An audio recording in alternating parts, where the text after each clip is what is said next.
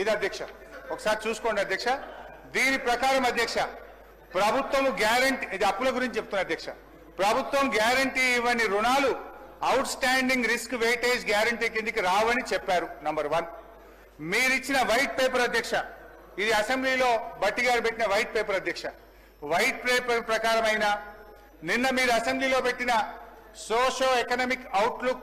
2025 ప్రకారం ఇందులో page number 36 లో చెప్పారు అప్పుల గురించి దాని ప్రకారమైన అధ్యక్ష మన బీఆర్ఎస్ హయాంలో ఎస్పీవీల ద్వారా చేసుకున్న అప్పు 1,15,599 కోట్లు మాత్రమే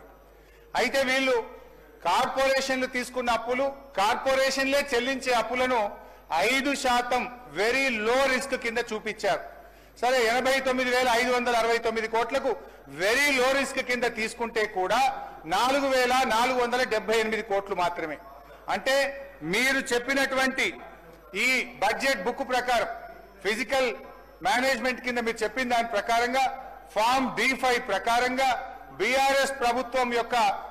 ఎస్పీవీల ద్వారా చేసిన అప్పు 1,20,077 కోట్లు మాత్రమే ఇకపోతే ఎఫ్ఆర్బిఎం అప్పు 3,01,897 కోట్లు అంటే దీనికి కార్పొరేషన్ అప్పు కూడా జత చేస్తే మొత్తం బీఆర్ఎస్ ప్రభుత్వ హయాంలో చేసిన అప్పు 4,22,674 కోట్లు ఇదే సభలో పోయినసారి అప్పుల మీదనే మాట్లాడుతూ 4,17,000 మాత్రమే చెప్పాను ఇప్పుడు 4,22,000 ఎందుకు తీసుకున్నా సరే మీరు నిన్న పెట్టినటువంటి ఈ స్టేట్మెంట్ ఆఫ్ ఫిజికల్ పాలసీలో 5% రిస్క్ ఉంటుంది అన్నారు కనుక అది కూడా కలిపితే 4,22,000 కోట్లు మాత్రమే బీఆర్ఎస్ ప్రభుత్వం చేసిన అప్పు నేను ఈ డాక్యుమెంట్ కూడా బట్టి గారికి పంపిస్తా ఈ స్టేట్మెంట్ కూడా వారు చూసి క్లారిఫికేషన్ ఇవ్వమనండి అధ్యక్ష నేను దయచేసి మీ ద్వారా కోరేది ఈ బట్టగాల్చి మీదేసి దివాలా అనే దిక్కుమాలిన ప్రచారం చేస్తే అది రాష్ట్రానికి నష్టమైతది కేవలం బీఆర్ఎస్ మీద బురద అనే ఉద్దేశంతో అప్పుల లెక్క చూపొద్దని ముఖ్యమంత్రి గారు ఇతర మంత్రులు ఫైనాన్స్ మినిస్టర్ గారిని మనవి చేస్తున్నా దయచేసి ఇప్పటి నుంచి వాస్తవాలు చెప్పండి బీఆర్ఎస్ హయాంలో చేసిన అప్పు